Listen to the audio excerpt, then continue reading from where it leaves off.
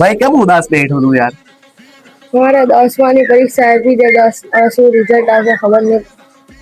જો તું આ સારું તો લખ્યું ને 10મા અંદર પરીક્ષામાં? હા હા એકદમ સારું તો લાગ્યું. પાસ થઈ ગઈ છે તો કઈ વાંધો નહીં.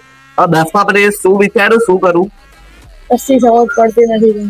વિચાર્યું 10મા પછી શું લેવું? કઈ ખબર ના પડી.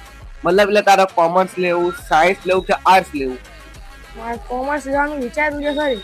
એમ કે પેલા સૌથી પહેલા તારું 10મામાં તારું ગણિત કેવું હતું? મારું ગણિત એક નંબર હતું. તો આંખ બંધ કરીને હવે તું 11માં કોમર્સ લઈ લે. પણ કોમર્સ તો લઈ લઈશ ને, પણ અહીંયા ધોળકાના અંદર કોઈ કોમર્સના સારા ક્લાસીસ છે? હા છે ને, ધોળકામાં તું કરિયર ટ્યુશન ક્લાસીસ નું નામ સાંભળ્યું છે? ના. જો ધોળકામાં એવું કરિયર ટ્યુશન ક્લાસીસ છે જ્યારે 11માં અને 12માં સારા ટકા લેવાના પરિણામની જવાબદારી લઈને પાસ કરવાની. શું વાત કરો? એ એમનું નામ છે ને સિદ્દીક સર છે. ત્યાં આખા ધોળકામાં કોઈ ટ્યુશન એવી નથી લીધી જવાબદારી કરિયર ટ્યુશન ક્લાસીસ વાળા લઈને ભાઈ 11 અને 12માં પાસ કરવાની. ચલો આપણે તો અત્યારે નામ લખાવા જવું છે. નામ તો નહીં પણ તારે એમનો ડેમો ક્લાસીસ જોતા હોય ને તો આવતીકાલથી છે ને ડેમો ક્લાસીસ ચાલુ થવાના છે.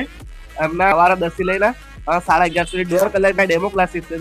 એના અંદર બધું સમજાવી દેશે. તારા કોમર્સ કેમ લેવું, કઈ રીતે લેવું, અને તું લઈશ એમના પછી શું ફાયદો છે. તો તું એડમિશન લઈશ કે નહીં લેતા ડેમો ક્લાસીસ માટે? કાલે પહોંચી ભાઈ ધોળકામાં કરિયર ટ્યુશન ક્લાસીસ નું નામ ના એવું બને જ ના ભાઈ. કરિયર ટ્યુશન ક્લાસીસ એટલે ભાઈ એક નંબરના પાડા ભાઈ. સિદ્દીક સર ભાઈ કોમર્સના કિંગ તરીકે ઓળખાય ને ભાઈ. કહેતા ભાઈ કોમર્સ આપણા કેવું કોઈ આખા ધોળકામાં ભણાવશે નહીં ભાઈ.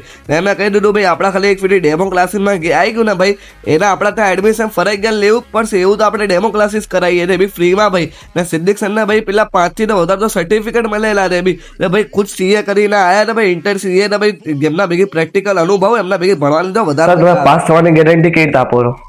એમાં શું છે 12 કોમર્સની અંદર કે જો છોકરાઓ સારી રીતે મહેનત કરે, પહેલાંથી ભણે, મતલબ કોન્સેપ્ટ બિલ્ડિંગની સાથે ભણે, પ્રોપર ભણે, તો એ સારી રીતે મહેનત કરવા માટે તત્પરતા ધરાવે તો એ રીતે એને રિઝલ્ટ મળી શકે છે. એકચ્યુઅલી મને છેલ્લા 14 વર્ષથી 12 કોમર્સનો એક્સપિરિયન્સ છે.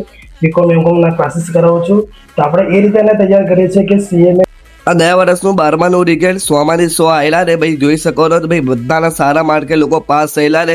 તમે વિચારો ભાઈ આવું રિઝલ્ટ આવતું હોય કરિયર ટ્યુશન ક્લાસમાં, ત્યાં તમે 11મું 12મું કોમર્સ ના ભણો એ તમારે બહુ મોટી ભૂલ છે. તો ભાઈ આગે જ મુલાકાત લઈ લો ભાઈ. કરિયર ટ્યુશન ક્લાસીસ અને સિદ્દીક સરનો નંબર આપેલા, કોન્ટેક્ટ કરી લો.